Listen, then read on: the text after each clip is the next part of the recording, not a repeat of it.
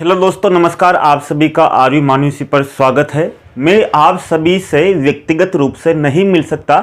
इस वीडियो के माध्यम से मैं मेरी आवाज़ आपके समक्ष पहुंचाने की कोशिश करूंगा।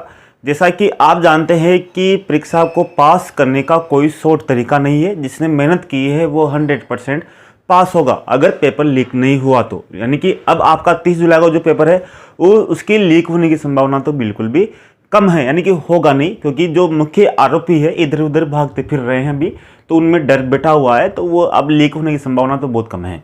दूसरी बात, अब बात ये आती है कि आप पेपर कैसे करोगे। पेपर तो वैसा ही करना है जैसा आपने पढ़ा है, जैसा आपको आता है वैसा ही आपको करना है। ऐसा कुछ तरीका नहीं है अधिक नंबर लाने का। जैसा कि आप सोचते हैं कि मेरे क्वेश्चन 50 ही सही हो रहे हैं तो क्या मैं 80 सही कर सकता हूँ, ऐसा कोई तरीका नहीं है। अगर आपने पढ़ाई की है तो आपके 80 भी सही हो जाएंगे, और पढ़ाई नहीं की है तो 40 पे ही रहोगे। ठीक है, तो मैं आपको कुछ चीज़ें बता रहा हूँ जिनके माध्यम से आपको ध्यान रखना होगा। नंबर 1, ओमार शीट बनने के 2 तरीके होते हैं। एक तो साथ साथ, यानी कि जैसे क्वेश्चन आपने पहला क्वेश्चन पढ़ा और साथ में पहला क्वेश्चन आपने ओमार शीट में भर दिया।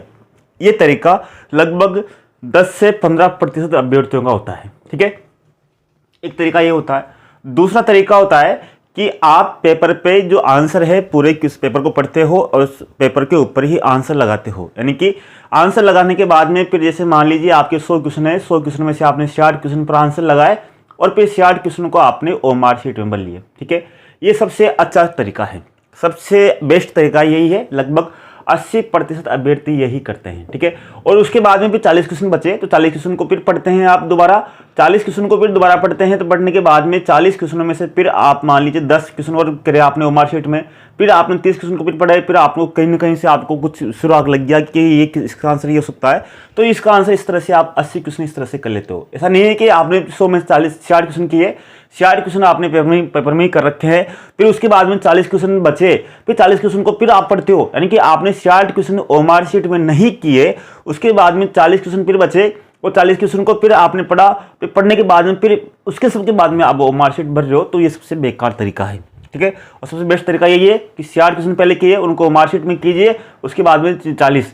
ये भी सही है अगर किसी का अभ्यास इसी से है, यानी कि जिससे प्रैक्टिस अच्छी है उसमें वो कर सकता है, ऐसा कुछ भी बुरा नहीं है। यानी कि क्वेश्चन जो आपका आ रहे वो, तो इस तरह से आपको करना है। क्वेश्चन कौन सा भी हो ये आपको ध्यान रखना है। इसके बाद में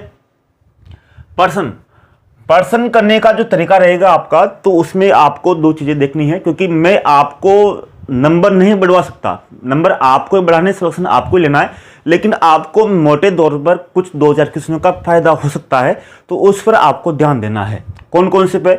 नंबर 1, आपके क्वेश्चन रहेंगे तो क्वेश्चन को ध्यान से पढ़ना है, क्योंकि बहुत सी बार हड़बड़ी में अपन क्वेश्चन को ध्यान से नहीं पढ़ते, तो क्वेश्चन को जरूर पढ़ना है।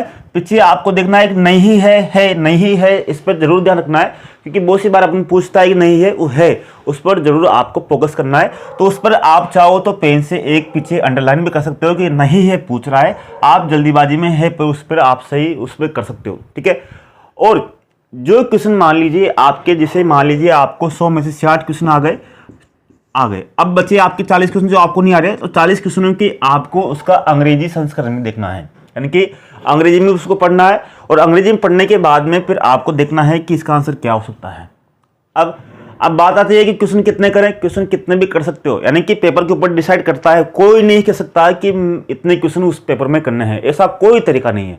जैसा कि आपको 21 दिसंबर को जो पेपर हुआ था, अब उस 21 दिसंबर को पेपर हुआ, फिर 22 दिसंबर को पेपर हुआ आपका, तो इसमें एसएसटी का था और ये हिंदी का था। अब एसएसटी का था, हिंदी का था, इसमें एसएसटी में अभ्यर्थियों के झाग निकल गए क्वेश्चन को करने में। तो जिस अभ्यर्थी ने यहाँ पर 90 क्वेश्चन किए होंगे तो उसके बहुत से माइनस मार्किंग चले गए, और यहाँ पर यानी कि इस पेपर में लगभग 70 से 80 के बीच में ही क्वेश्चन कर पाता था अभ्यर्थी। और हिंदी में अपन टारगेट उस हिंदी का पेपर थोड़ा सिंपल था, तो उसमें 90 आराम से कर सकता था अभ्यर्थी, और उसके 70 से 80 क्वेश्चन आराम से सही जा सकते थे। यानी कि पेपर का लेवल कैसा है, अगर आपने पढ़ाई कर रखी है तो आपको अपना मालूम चल जाएगा। तो ऐसा बिल्कुल भी नहीं है कि अगर आपको कोई बता दे कि इतने क्वेश्चन करके आने, बिल्कुल भी नहीं। आपका मन वहाँ अपने आप गवाह दे देगा कि मुझे इतने क्वेश्चन करने, वो आपको वहाँ पर डिसाइड करना है पहले तो। और दूसरा, अब आपको रिस्क कितनी लेनी है। रिस्क तो लेनी ही है, रिस्क तो आपको लेना है। क्यों? क्योंकि आप किसी भी कीमत पे 100% जो 100 क्वेश्चन है उनको आप 66-65 से ज़्यादा सही नहीं कर सकते।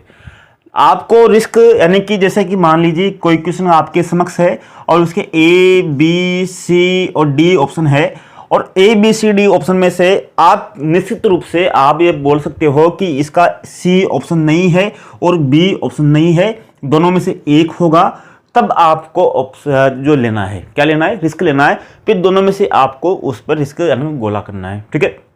100% लेनी है, क्योंकि आपके 5 से 10 क्वेश्चन ऐसे रहेंगे जिसमें 50-50 रहेंगे, रिस्क तो आपको उनको जरूर लेनी है। बाकी जो क्वेश्चन आपने पहली बार पढ़ा है उसका आंसर आपको नहीं आ रहा, तो उसका आंसर भी बहुत सी बार बहुत सिंपल होता है। तो आपको एक बात जरूर ध्यान रखना है कि जो क्वेश्चन बिल्कुल अटपटा रहे, अलग सा रहे, तो आप एक बात जरूर देख लेना कि उसके जो 4 ऑप्शन रहेंगे A B C D, A B C D, A B C D.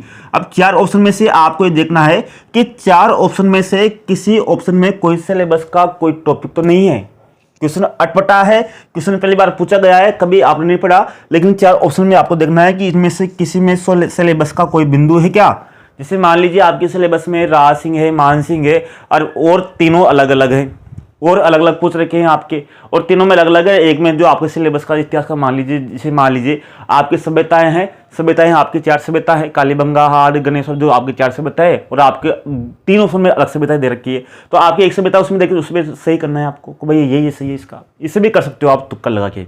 और अब आप सोच रहे हो कि 2-3 क्वेश्चनों को एक्स्ट्रा करें, आपका मन कर रहा है कि 1-2, बाकी उसके बारे में जिस क्वेश्चन में आपको बिल्कुल पता नहीं है उसको छेड़ना बिल्कुल भी नहीं है, क्योंकि आपके माइनस मार्किंग जा सकती है।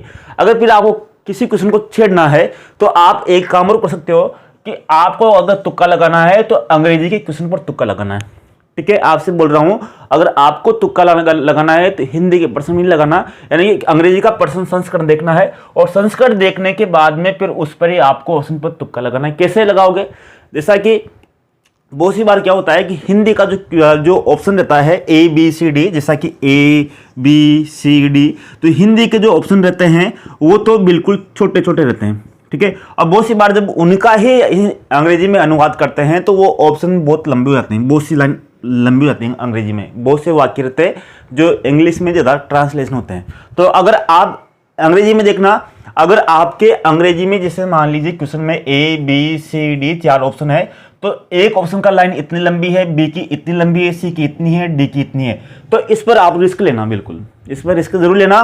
फिर आपको आंख मीच के आप इस पर 1-2 क्वेश्चन, ज़्यादा पूरे पर नहीं, 2-3 क्वेश्चनों पर रिस्क ले सकते हो।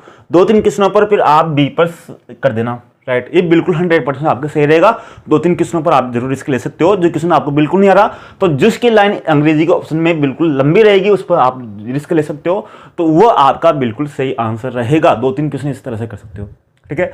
और आपसे एक और बात है कि अपने जो भी आप इष्ट देव को मानते हो, जिसको भी आप मानते हो, तो कल जरूर आप उनके समक्ष 2 अगरबत्ती जो के अपना मुंह मीठा करके जरूर जाना, और आराम से जो भी प्रार्थना जरूर करना कि हे प्रभु, जो भी आप मानते हो उसके समक्ष जरूर नतमस्तक होना, क्योंकि आपकी पॉजिटिव शक्ति आपके समक्ष रहेगी। और एग्जाम सेंटर में आप समय से पहले पहुंच जाना, पहले देख लेना, आज ही रात को आप देख लेना कि आपका प्रवेश पत्र, आपका टाइम कब है, प्रवेश पत्र क्या है, जो चीज़ें हैं आप अलग से ही रख लेना, फोटो रख लेना, जो चीज़ें आपके पास है। बहुत सी बार इन चीज़ों से भी अपना थोड़ा अस्त व्यस्त नहीं हो जाए, ठीक है। अगर कोई बहाना नहीं चलेगा यहाँ पर कि मेरी मोटरसाइकिल पंचर हो चुकी है, ऐसा हो चुका है, वहाँ आपको एग्जाम सेंटर में बिल्कुल प्रवेश नहीं दिया जाएगा। नियम तो नियम, ये कोई स्कूल नहीं है, ये एग्जाम है। तो जैसा आपसे कहा गया है वैसा ही आपको पालन करना है, और बिल्कुल आपका सिलेक्शन होगा, क्योंकि मैं भी चाहता हूं कि मेरी तरफ से जो मेहनत की गई है या आपकी तरफ से जो मेहनत की गई है उसका फल आपको मिले, और उसके रूप में आप एक वरिष्ठ अध्यापक बनकर आप एक तरह से सरकारी विद्यालय में जो बच्चे पढ़ते हैं उनकी जरूर सेवा करें, उनको भी आप आगे बढ़ने के लिए मोहलत दें। और आपको एक बात जरूर ध्यान रखना है कि हाँ, मेरा सिलेक्शन होगा, मैंने पढ़ा है जो बेस्ट पढ़ा है, इस बार मेरा सिलेक्शन कोई रोक नहीं सकता। जितने भी क्वेश्चन आएंगे कहाँ से आएंगे, मैंने पढ़ाई जहाँ से तो आएंगे, यानी कि आप एक बात मान के चलिए कि मैंने सब कुछ पढ़ लिया, अब देखते हैं क्वेश्चन कहाँ से आता है। कोई भी क्वेश्चन आपके पढ़े हुए से बाहर आ ही नहीं सकता। एक बात मान लीजिए, आपने जितना पढ़ा, अब क्वेश्चन की औकात नहीं है कि आपके पढ़े हुए से वो बाहर आए, यानी कि क्वेश्चन वहां से आएगा जो आपने पढ़ा है, अब बाहर जा ही नहीं सकता। अब आप तो एक बात ध्यान रखना है कि 100 के 100 क्वेश्चन आएंगे, मेरे पढ़े हुए आएंगे, एक क्वेश्चन की भी से औकात नहीं है कि मेरे से बाहर चला जाए, ठीक है। और फिर देखते हैं आपका सिलेक्शन कैसे नहीं होता, और 100% आपका सिलेक्शन होगा इसी जीके के पेपर के माध्यम से। और मेरी आपको यही शुभकामना है कि आप फतेह करके आएंगे और किसी भी प्रकार से आप मतलब दुख मनाएंगे कि पेपर ऐसा गया वैसा गया। बस आपका जो कर्म है आपने कर लिया, अब आप कर्म को कल अंजाम दोगे, उसके बाद में कोई दुख नहीं है, किसी प्रकार कुछ नहीं है, क्या हो गया कैसे गलत होंगे। एक बात और ध्यान रखना कि आपके 2 से 5 क्वेश्चन या 5 से 6 क्वेश्चन आपके सिंपल वाले जरूर गलत होंगे, इस बात का दुख मत मनाना। मैं आपके समक्ष उदाहरण हूं, मेरी भी आपके तरह जो रैंक आई थी, जो प्रथम रैंक आई थी, उसमें मेरे भी गलत हुए थे, किसी के भी, सबके गलत होते हैं, इसका दुख आपको बिल्कुल भी नहीं करना। बेस्ट ऑफ लक, आपको बहुत बहुत शुभकामनाएं कल के लिए। धन्यवाद, नमस्कार, जय हिंद दोस्तों।